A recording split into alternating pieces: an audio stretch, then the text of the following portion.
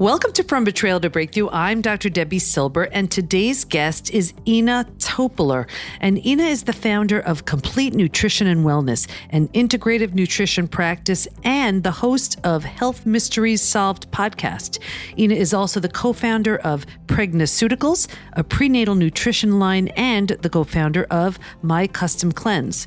Ina did not originally start out in the wellness field, though, but was guided here by her journey. By 20, she was diagnosed with Hashimoto's, suffered from severe digestive disorders, had major skin issues, and was chronically exhausted. Unfortunately, conventional doctors were not able to help her where they came from or offer much help. Changing her diet and addressing her many biochemical imbalances is what allowed her body to heal and resume proper functioning. She was so impacted by her recovery that she changed her career. Since starting her practice in 2006, she has helped thousands of patients get to the root of their underlying health issues and reclaim their health. And today we're talking about body betrayal and being betrayed by chronic illness. If you're struggling with some physical symptoms you just can't seem to make sense of, there's a really good chance it's tied to an unhealed betrayal. And our next guest will share just how that happens and what to do about it. Today I'm having a conversation with Ina Topiler. Here we go.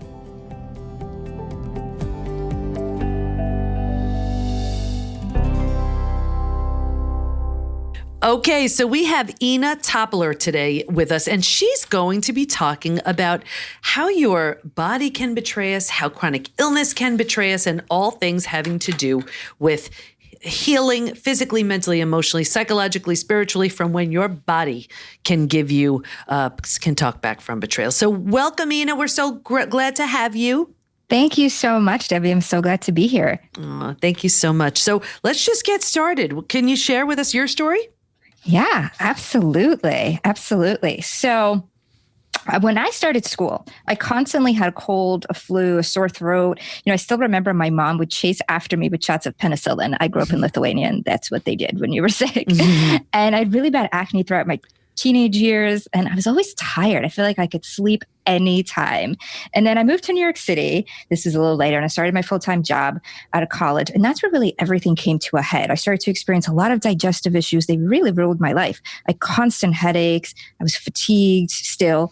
And on top of that, I still had acne, and I was an adult at that point. Mm-hmm. So I sought out a lot of conventional therapies at first, as most people would. And I was really disenchanted with a lot of what the disjointed care that I was getting. And I was really frustrated because after months of seeing so many doctors, I still had no answers at all. And, I was angry, upset. I felt really lost. But this is where I really started to feel betrayed. This is the first time in my life where I took medicine exactly like I was supposed to. I was a really good girl. I did everything I was supposed to do. And it didn't work till now. My body really cooperated. Before that, if I had a cold, I'd get better. If I, let's say, fell and hurt myself, I would heal. But this time it really wasn't the case. And so, for me, I went. And I want to stop you, and I'm going to stop you right there because this is a point where it can be so frustrating. Here you are, you're following the rules, you're doing everything you're supposed to, and it's not working. And this is really common to betrayal. It's like, here we are, we're doing what we're supposed to do, and we're assuming, let's say it's betrayal of a friend, a partner, a family member, that the other person is following the same rules. And we're so upset, aggravated, frustrated because we're doing what we're supposed to do and it's not working. Mm-hmm. And it sounds like that's what's happening just even with the medications you were taking. Exactly. And then this kind of went on because then, I started with a primary. We ran tons of tests. I had vials and vials of blood drawn and the results didn't show that much. So then we're like, okay, well, let's do this medication. And then when that didn't work, we'll do that medication. And then that didn't work. And, I was even told at one point that, maybe it's in your head, do you want to consider an antidepressant? And I'm like, my goodness, I'm not depressed. Yes, maybe I feel sad because I don't feel well, but it's not because I'm depressed. That's more of the symptom of what I'm going through. And then I saw a lot of different specialists. I saw a gastroenterologist that's a specialist for digestion, and he told me I had IBS and I had to live with it. And so that was a dead end. I saw a neurologist for the headaches, and he told me, you should exercise more. Meanwhile, I'm so tired. I couldn't exercise. All I wanted to do was take a nap. Then I saw a dermatologist for my acne, gave me lots of antibiotics. Then that gave me a yeast infection and I had to go see a gynecologist. So, I mean, I laugh about it now, but obviously, it wasn't funny because it was just this like never ending cycle of going to one person and another. And, and then I saw an endocrinologist for my thyroid. They told me I had Hashimoto's and I was so excited because Debi, I was like, oh my gosh, for the first time I have a diagnosis. This is great. I know what to do. But what happened was they said, well, your thyroid is actually okay. So even though you have this autoimmune that's going to destroy your thyroid, there's nothing we can do. So we just have to wait and see until your thyroid gets destroyed, and then we'll give you medicine. So here you are, you're having all of these symptoms. You're going around seeing all of these specialists.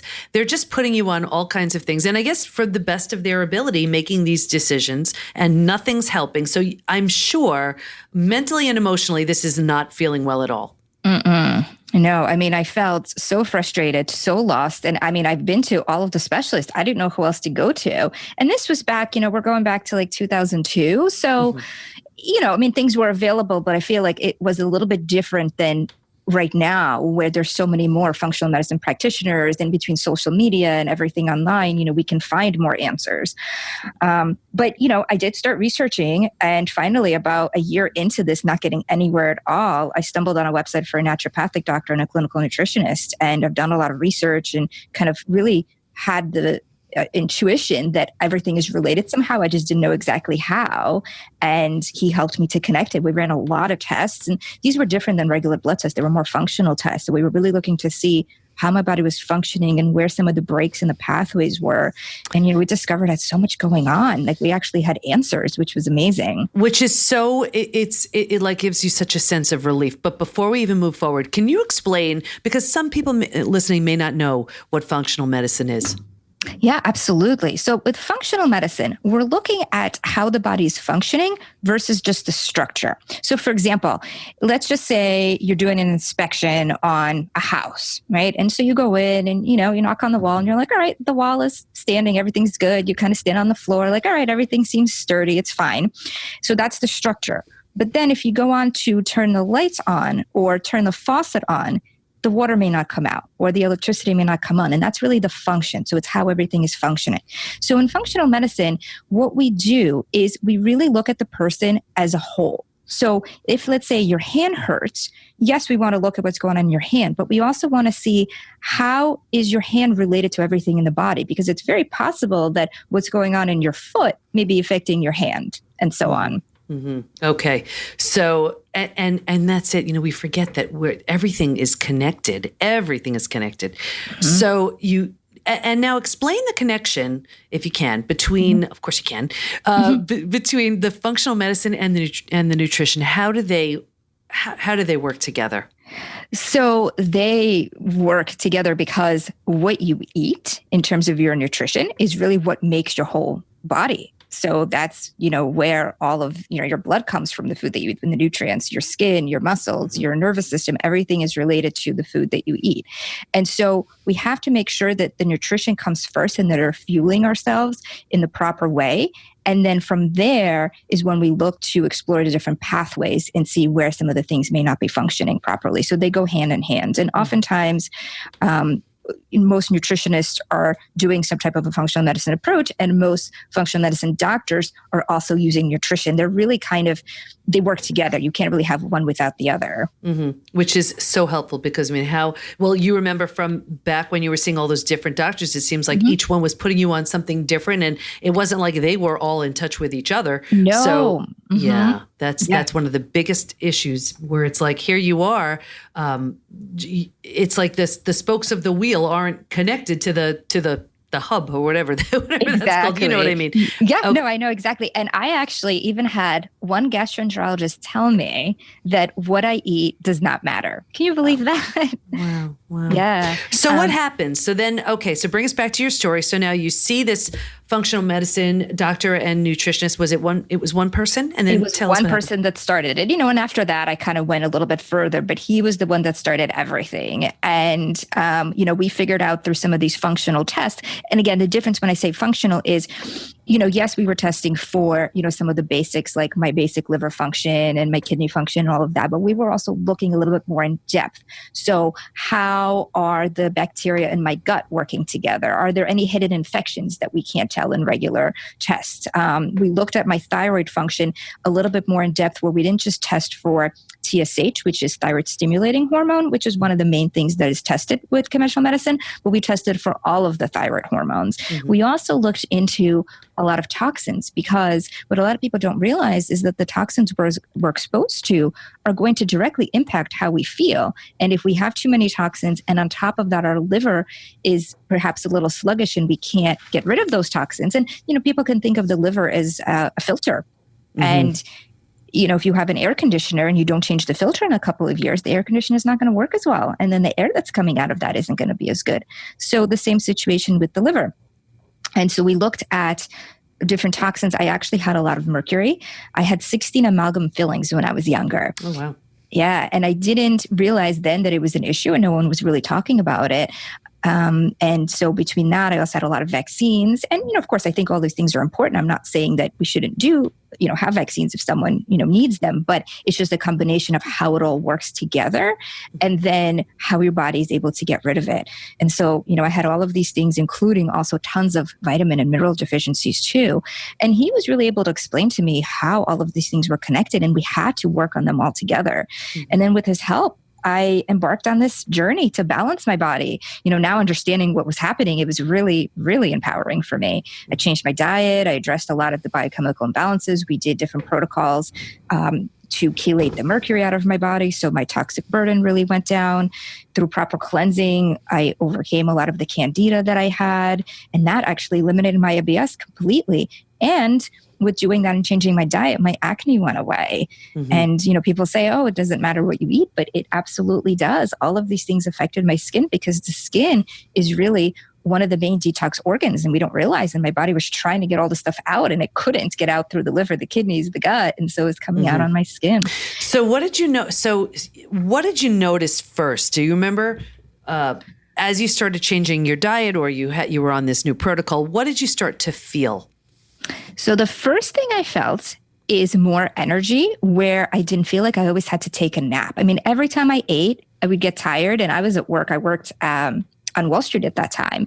And, after lunch, I feel like, I just want to crawl under my desk and nap. And so that stopped happening. And my digestion got better. So oftentimes I wasn't sure if I was going to be late for work, because my body often kind of ran the schedule and the rules. And so that went away. A lot of the gas, the bloating, the distension, like all of the bathroom issues, that got better.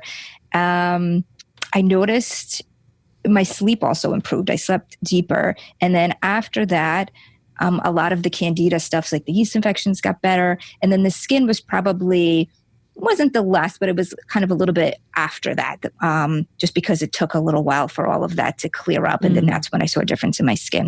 And you were probably feeling so much better at this point. And did it affect how because I can imagine you may have looked at your other doctors and therapists and everybody else that you were seeing, and there's a sense of betrayal there. Like you wanted me to take this medication, and that made me worse. Or you prescribed this, and I felt terrible. Was there any sort of something left in the wake of some of the things that they had suggested or prescribed that you were struggling with?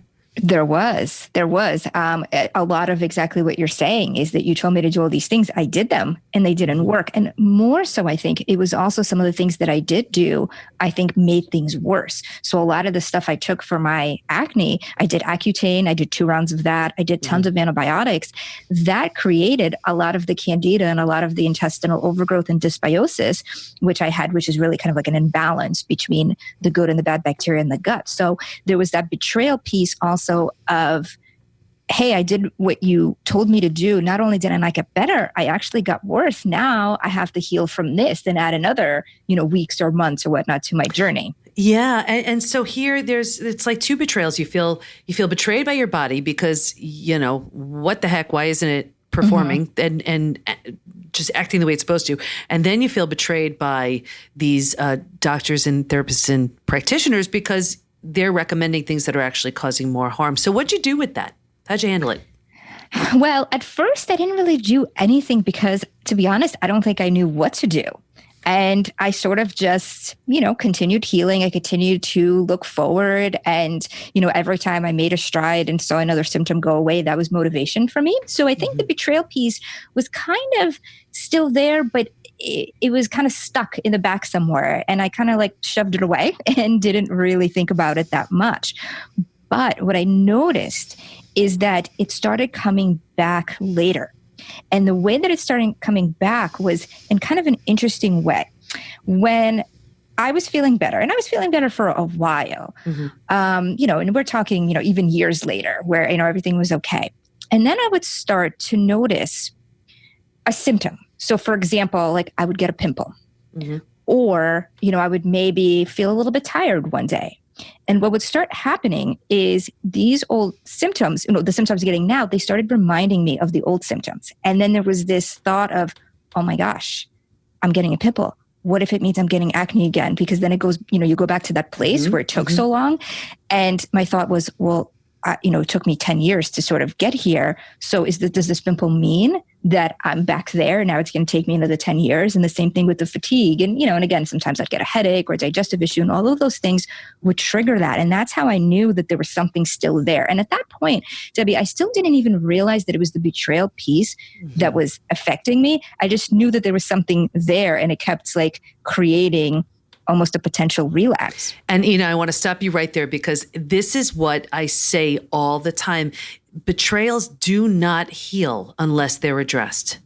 They just don't. And we need to, it's like that saying, you need to feel it to heal it. We need to address it and acknowledge it and really see it for what it is, or it'll keep coming back. So, okay, I didn't mean to stop you right there, but go ahead. Keep going. Yeah, no problem at all. And, I see this in a lot of my patients as well, where they will feel a symptom. And, some of them are dealing with things like Lyme disease, chronic fatigue, a lot of digestive stuff. And they would feel a symptom and it would brings them back to the same place where I was. And the reason why I think some of these things can then lead to a relapse is, like we were saying, that betrayal piece is there. And then it sets off this whole domino effect with their nervous system. So, when they worry about that symptom, it increases their cortisol level, which is the stress hormone. And then by nature, that's going to weaken your immune system, because when cortisol goes up, immunity goes down. They're inversely proportional to each other. And so if there's anything going on in the body that normally may not have been a problem, it will be an issue because of that weak immune system that we created due to the stress, which is really due to this old, betrayal piece that people don't realize. So that's how it's all connected. Right. And then so let's say, using your example, so you get that pimple, and before you take your mind down that slippery slope of, this means this is going to happen again, and you bring yourself back to that point years ago that was so uncomfortable for you. What do you do to sort of break that negative cycle and break that thought pattern? Because it's so easy to keep going there because it was so familiar. And I'm so glad you asked. So I think there's a couple of different things. What I did personally is 2 techniques. So I'd love to share those. And I walk people through them now as well. So one is called EMDR, which stands for eye movement desensitization and reprocessing. And I worked with a really great practitioner out in California who's trained in this, Dr. Barry Green. And what we did is we came up with a series of statements that we no longer want to feel. And then we would repeat those statements with the words "no more" in front of the statement while we focus on an external stimulus. So something like a light or a dot. There's actually an app on the iPhone called the EMDR 101. Oh, and wow. It's, we call it the Dottie. And basically it sounds kind of funny, but if you guys could stay with me here, it really is very, very effective. It just sort of sounds funny when we describe it, but there's a dot on your screen, and the dot is going to move from right to left and right to left, back and forth.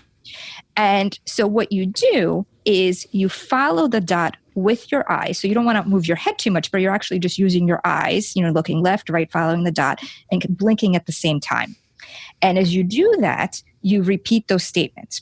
And so the theory behind it is that by blinking and moving your eyes, it activates the optic nerve, and then that goes to the part of the brain where some of these beliefs are stored.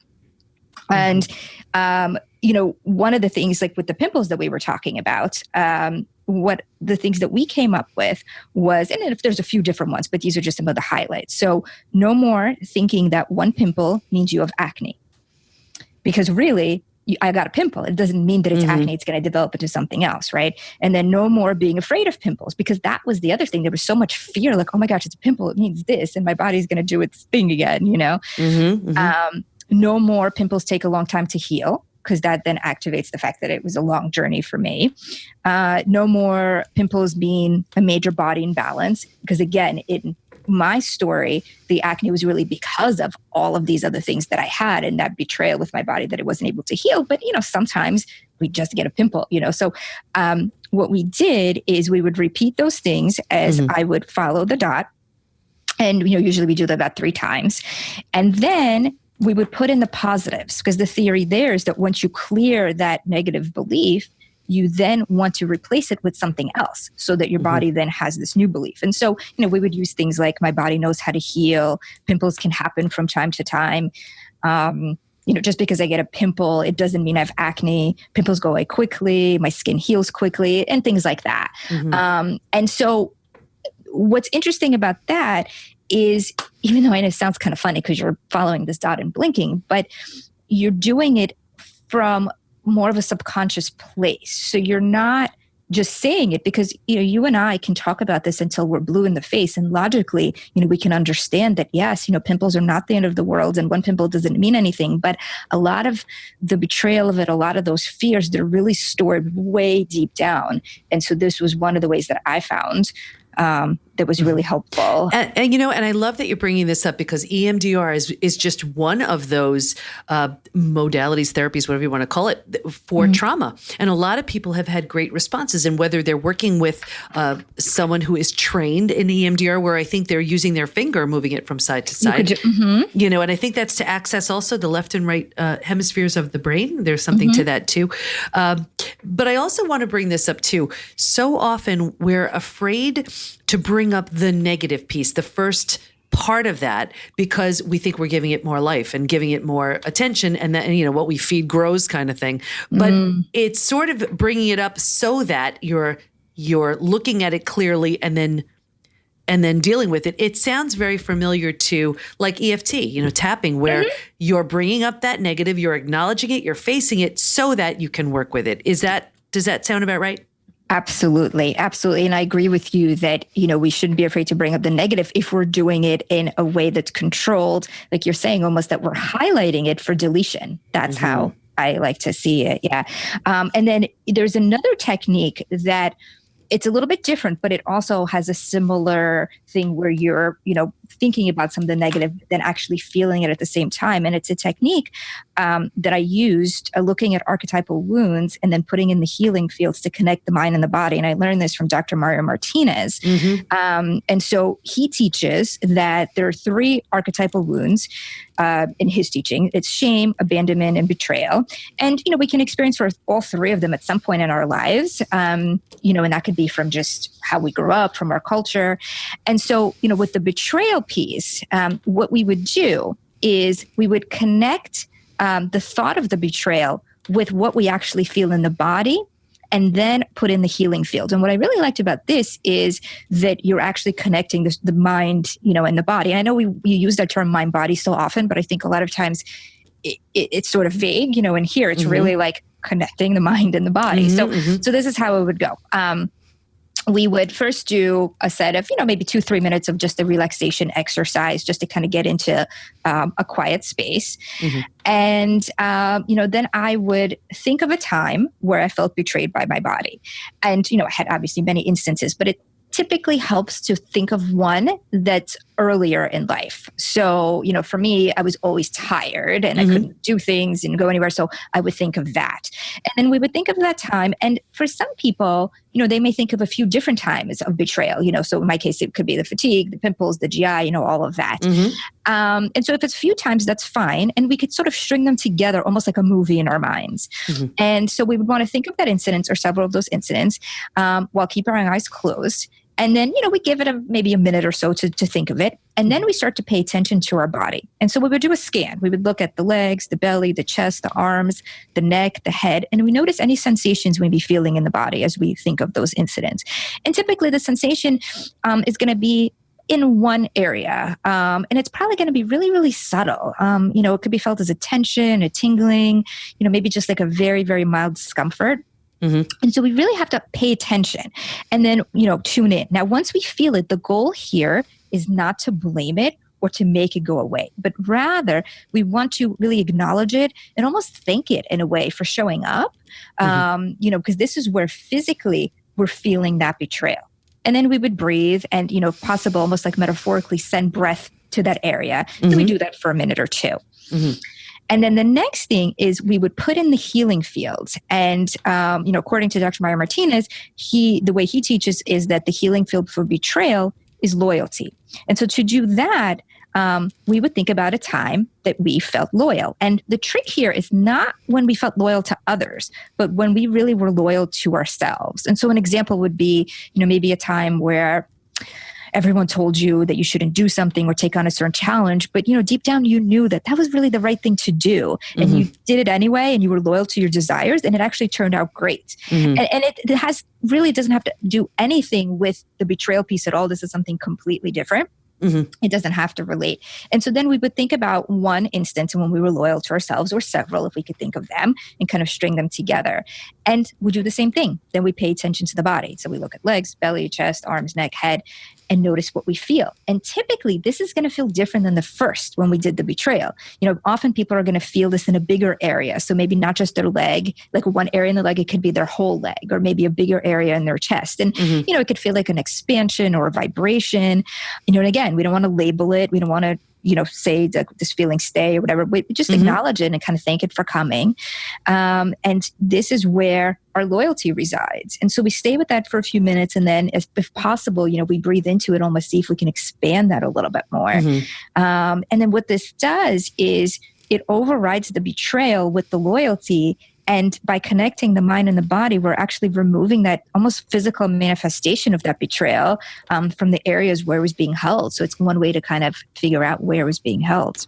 Oh, I love that. I just love that. And so I'm going to review this. So the listeners, if they didn't catch it, just hopefully I got this. You tell me if I'm missing something. Okay. So this is based on Mario Martinez's work, and I love what he does. He talks really about shame, abandonment, and betrayal as three just major feeling situations, I guess, that impact us deeply. And what we want to do is, because we're talking about betrayal here, is we want to get ourselves into a very relaxed state. We want to think about the betrayal. One instance is better to think about something that may not be your main one first, maybe something a little bit simpler to start.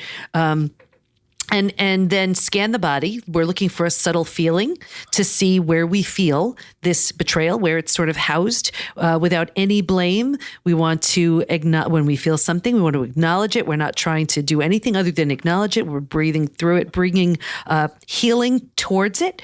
And then what heals betrayal, the emotion, is loyalty. So we want to think of a time that we were loyal to ourselves and pay attention to that feeling. Where do we notice a feeling in our body? Maybe a totally different place. And then we want to expand that feeling. And is that right? Did I capture it? Absolutely. That's exactly right.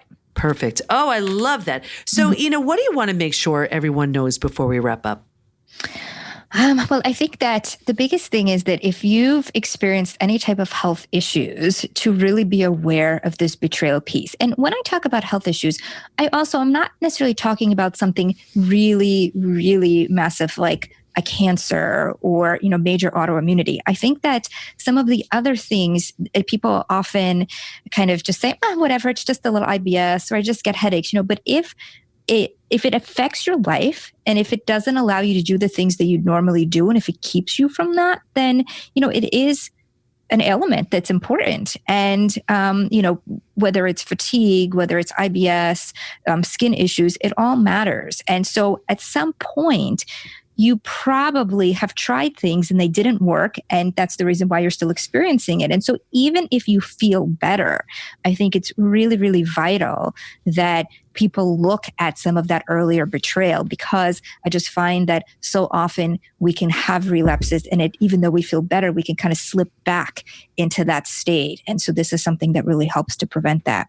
That's so wonderful. And I love the two different exercises you gave us, the EMDR 101. I'm absolutely going to look that up myself, and just that Mario Martinez's work. That's so helpful as well. And where do we learn more about you? Where do we go? So I am at Complete Nutrition and Wellness. So it's just www.completenutritionandwellness.com. Okay, wonderful. Thank you so much for your time, Ina. I know you help so many people look at their symptoms that they're dealing with and say, okay, you know what? This is maybe tied to a betrayal, and now they have another way to heal from it. So I appreciate you, and thank you so much for your time. Thank you so much. I love those two activities Ina suggested, and here they are again. The app, EMDR 101, and the idea here is to bring up the negative statement around what you don't want so that you can clear it and then replace it with what you do want. As Ina said, highlight it for deletion. And the activity she shared, this was the second one, from Mario Martinez, who beautifully explained how we process shame, abandonment, and betrayal. For the betrayal piece, Ina covered this activity. First, you relax. Then you think about a betrayal instance you want to work on. You scan the body looking for subtle tension, a feeling. You don't put any blame on it. You're just seeing where the betrayal sort of is in your body. You acknowledge it and you breathe through it. You send it the healing field of loyalty, which is what betrayal needs. And you think of a time where you were loyal. Pay attention to your body and note any difference in how you feel, and try to expand that feeling so you can override the betrayal feeling with loyalty. Stay in touch with Ina by going to CompleteNutritionandWellness.com, and we'll have all of her links in the show notes at pbtinstitute.com/podcast. Here's my biggest takeaway. The body is brilliant and intuitively knows when it's being assaulted mentally, physically, emotionally, and what it needs in order to heal. The key is finding what it is and then giving the body what it needs so that it can feel and perform well. And experts like Ina can help you do just that. But that doesn't mean that betrayal doesn't leave some physical, mental, and emotional challenges in its wake. It does. So get a baseline for what your symptoms may be and what you may be struggling with by taking the post-betrayal syndrome quiz at pbtinstitute.com/quiz. And let us support you. Go to Facebook and join our group, Women Hacking Betrayal, where we give information, tools, and support to help you move forward and heal once and for all. Can't wait to be with you next time. And here's to your breakthrough.